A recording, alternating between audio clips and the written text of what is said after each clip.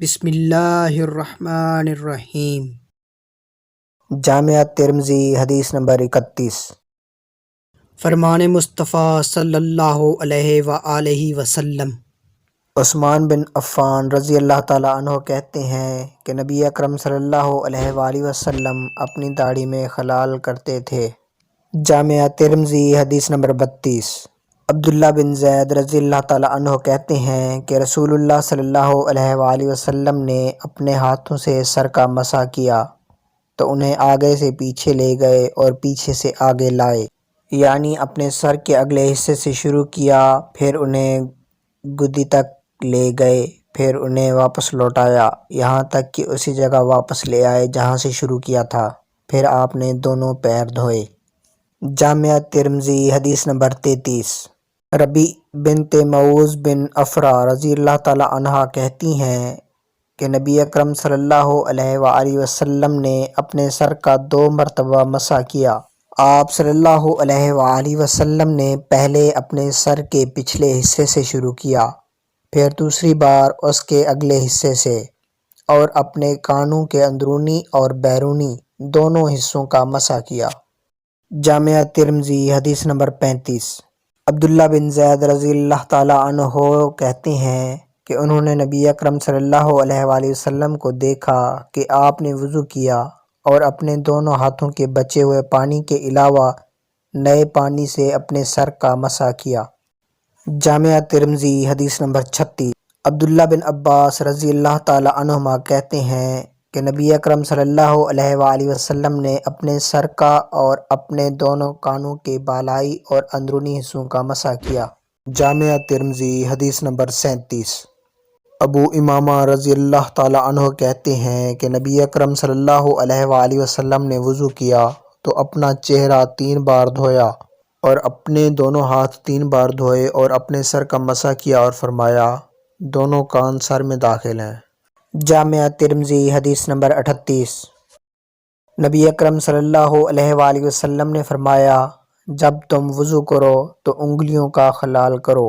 جامعہ ترمذی حدیث نمبر 39۔ رسول اللہ صلی اللہ علیہ وآلہ وسلم نے فرمایا جب تم وضو کرو تو اپنے ہاتھوں اور پیروں کی انگلیوں کے بیچ خلال کرو۔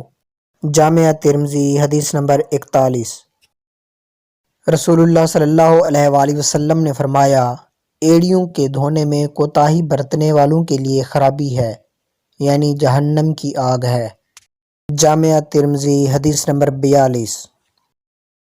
عبداللہ بن عباس رضی اللہ تعالیٰ عنہ کہتے ہیں کہ رسول اللہ صلی اللہ علیہ وآلہ وسلم نے اعضائے وضو ایک بار دھوئے۔ جامعہ ترمذی حدیث نمبر 43۔ ابو ہریرہ رضی اللہ تعالیٰ عنہ کہتے ہیں کہ نبی اکرم صلی اللہ علیہ وآلہ وسلم نے اعضائے وضو 2 بار دھوئے۔ جامعہ ترمذی حدیث نمبر 44۔ حضرت علی رضی اللہ تعالیٰ عنہ کہتے ہیں کہ نبی اکرم صلی اللہ علیہ وآلہ وسلم نے اعضائے وضو 3 بار دھوئے۔ جامعہ ترمذی حدیث نمبر 45۔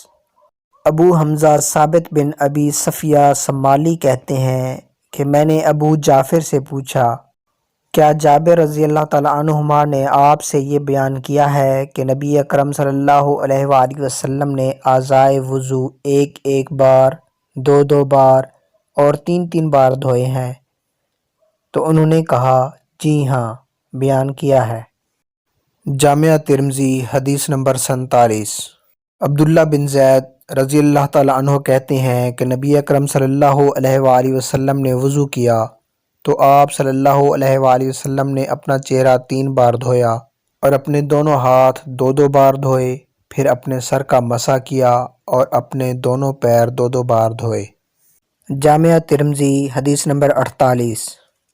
ابو حیہ کہتے ہیں کہ میں نے علی رضی اللہ تعالیٰ عنہ کو دیکھا کہ انہوں نے وضو کیا تو اپنے دونوں پونچھے دھوئے یہاں تک کہ انہیں خوب صاف کیا، پھر 3 بار کلی کی، 3 بار ناک میں پانی چڑھایا، 3 بار اپنا چہرہ دھویا، پھر 3 دفعہ بازو دھوئے اور 1 بار اپنے سر کا مسح کیا، پھر اپنے دونوں پاؤں ٹخنوں تک دھوئے، پھر کھڑے ہوئے اور وضو سے بچے ہوئے پانی کو کھڑے کھڑے پی لیا۔ پھر کہا، میں نے تمہیں دکھانا چاہا کہ رسول اللہ صلی اللہ علیہ وآلہ وسلم کا وضو کیسے ہوتا تھا۔